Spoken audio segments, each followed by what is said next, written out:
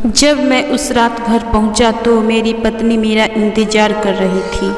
उसने हम दोनों के लिए डिनर परोसा। मैंने उसका हाथ पकड़कर कहा, मुझे तुमसे कुछ कहना है। वह नीचे बैठ गई और खामोशी से मेरे तरफ देखने लगी। मैंने उसकी आंखों में एक अजीब सा दर्द महसूस किया। मैं कशमकश में था। मुझे समझ नहीं आ रहा था कि मैं अपना मुंह कैसे खोलूं, लेकिन मुझे उसे बताना था कि मेरे ज़िंदगी और दिमाग में क्या चल रहा है। मुझे उसे बताना था कि मुझे तलाक चाहिए। मैंने शांति से इस बात को उसके आगे रखा। वह मेरी बातों से नाराज़ नहीं लग रही थी, बल्कि उसने धीरे से मुझसे पूछा, क्यों?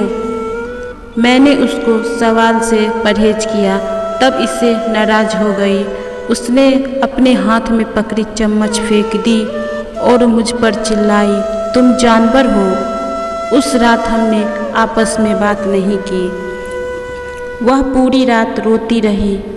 मुझे पता था कि वह जानना चाहती थी कि हमारी शादीशुदा जीवन को क्या हुआ था, लेकिन मैं शायद उसे कोई संतोषजनक उत्तर दे पाता।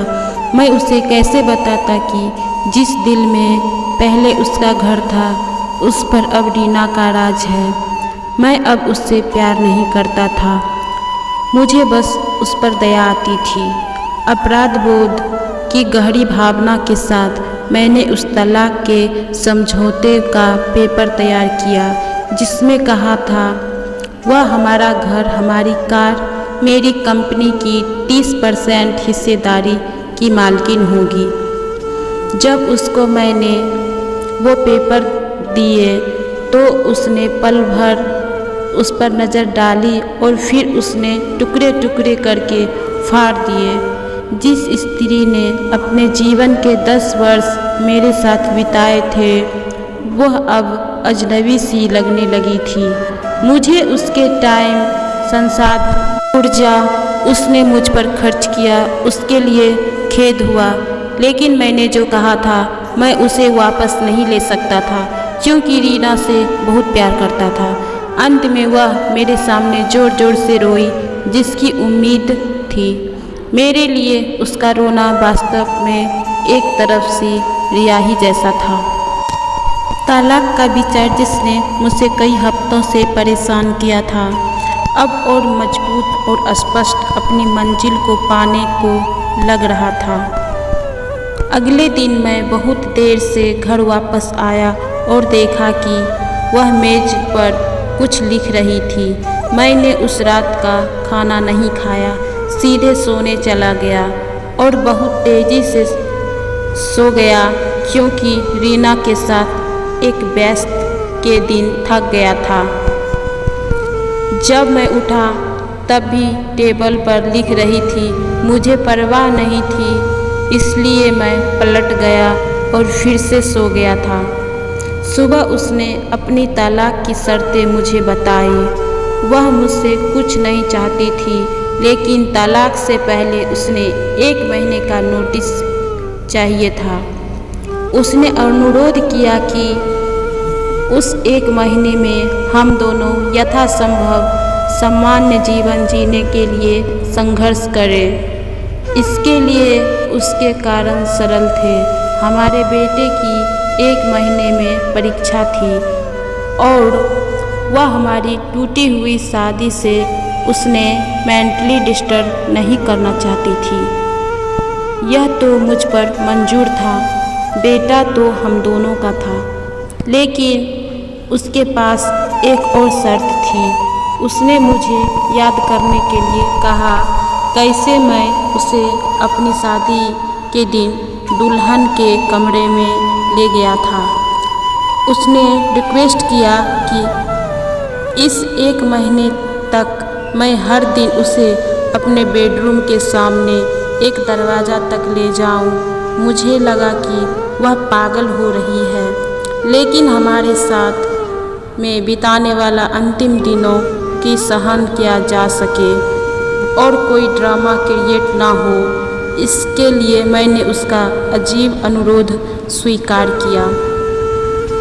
मैंने रीना को अपनी पत्नी की तलाक की शर्तों के बारे में बताया और वो जोर से हंसी और उसे लगा यह सच में पागलपन है। कोई फर्क नहीं पड़ता कि वह कौन सी चालें चलती है, उसे तलाक का सामना करना ही पड़ेगा। उसने तिरस्कारपूर्वक कहा। अगले दिन से 1 महीना का नोटिस पीरियड शुरू किया गया। मेरे तलाक के इरादे को स्पष्ट रूप से व्यक्त किए जाने से पहले से ही मेरी पत्नी और मेरे बीच कोई शारीरिक संबंध नहीं रहा था। इसीलिए मैंने उसे पहले दिन में गोद उठाया और दोनों को अजीब लगा। हमारे बेटे ने हमारे पीछे ताली बजाई। डैडी ने मम्मी को गोद उठा लिया है। एक सुबह वह सोच रही थी कि क्या पहने। उसने बहुत सारे कपड़े पहनने की कोशिश की, लेकिन उसमें से उपयुक्त पोशाक नहीं मिला। फिर उसने गहरा सांस ली। वो बोली, मेरे सभी कपड़े बड़े हो गए हैं। मुझे अचानक एहसास हुआ कि वह इतनी पतली हो गई है। मुझे अब समझ में आया कि यह असली वजह है मैं उसे इतनी आसानी से उठा पाता था। अचानक एक विचार ने मुझे अंदर से झकझोर दिया।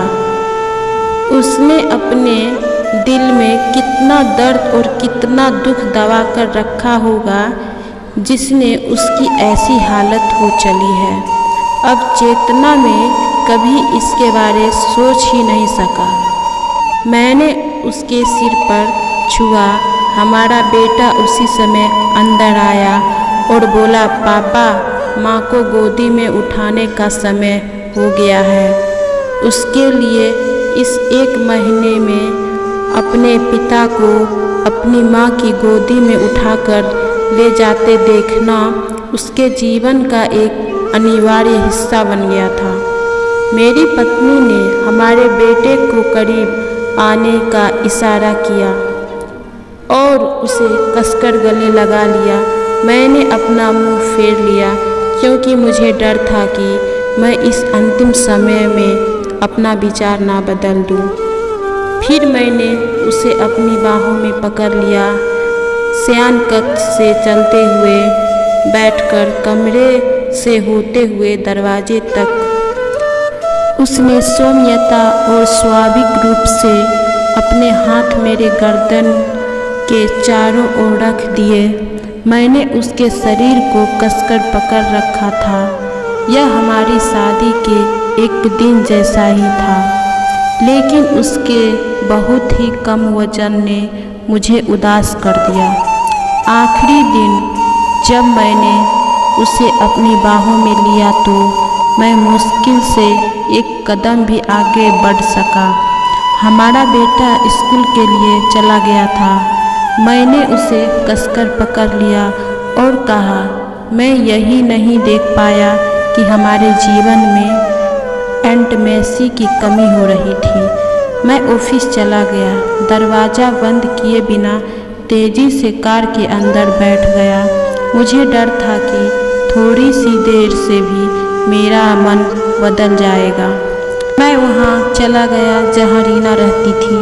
रीना ने दरवाज़ा खोला और मैंने उससे कहा, सॉरी रीना, मैं अपनी पत्नी को अब तलाक नहीं दे पाऊँगा।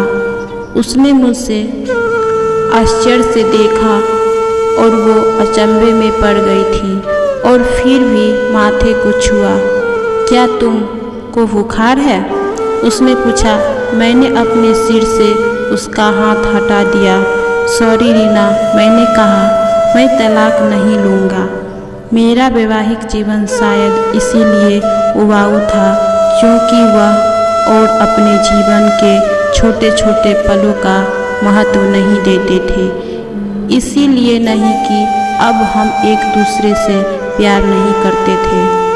अब मुझे एहसास हुआ कि जब से मैं उसे अपनी शादी के दिन अपने घर ले आया था, तब मैंने और उसने एक दूसरे से ये वादा किया था कि हम एक दूसरे के साथ तब तक नहीं छोड़ेंगे जब तक कि मौत हमें अलग ना कर दे। ऐसा लग रहा था कि रीना अचानक शौक से जग गई। उसने मुझे एक जोर थप्पड़ मारा और फिर दरवाज़ा मेरे मुंह पर पटक दिया। मैं फुट फुट कर रोने लगी। मैं उसके घर से बाहर आया और अपने घर की ओर चल दिया। रास्ते में फूलों की दुकान पर मैंने अपनी पत्नी के लिए फूलों की गुलदस्ता लिया। सेल्स गर्ल ने मुझसे पूछा कि कार्ड पर क्या लिखूं। मैं मुस्कुराया और लिखा, मैं तुम्हें हर सुबह उठूंगा जब तक मौत हमें अलग नहीं कर देती। उस शाम मैं घर पहुंचा, हाथों में फूल और चेहरे पर बड़ी सी मुस्कान लिए मैं सीढ़ियां चढ़ा और अपनी पत्नी के बिस्तर पर पाया मृत। मेरी पत्नी को कई महीनों से कैंसर से लड़ रही थी और मैं रीना के साथ इतना व्यस्त था कि मैंने ध्यान नहीं और महसूस नहीं किया। वह जानती थी कि वह जल्द ही मर जाएगी और मुझसे हमारे बेटे की नकारात्मक प्रतिक्रिया से बचाना चाहती थी। अगर हम तलाक के साथ आगे बढ़ते तो मेरा बेटा मुझसे पक्का नफरत करता। कम से कम हमारे बेटे की नज़र में मैं एक प्यार करने वाला पति हूँ। मैंने तो नहीं, लेकिन मेरी पत्नी ने अपना वादा आखिरी दम तक निभाने का पूरी तरह से निभाया। हाँ, पूरा जीवन अब मुझे पछतावे के अलावा आग में जलना था, मगर अब अपने आखिरी दम तक अपनी पत्नी से और ज़्यादा प्यार करता रहा, चाहे वो मेरे साथ नहीं थी। आपके जीवन के एक छोटे छोटे पल ही एक रिश्ते में वास्तव में मायने रखते हैं। यह हवेली, कार, संपत्ति, बैंक का पैसा नहीं है। ये खुशी के लिए अनुकूल माहौल बनाते हैं, लेकिन अपने आप में खुशी नहीं दे सकते। इसीलिए अपने जीवन साथी के दोस्त बनाने के लिए समय निकालें और एक दूसरे के लिए वो छोटे छोटे काम करें जो नवीनता पैदा कर सकते। यह वास्तविक सुखी विवाहित जीवन जिए। यदि आप इस कहानी को शेयर नहीं करते हैं तो कोई फर्क नहीं पड़ेगा। अगर आप ऐसा करते हैं तो आप शायद एक शादी को टूटने से बचा सकते हैं।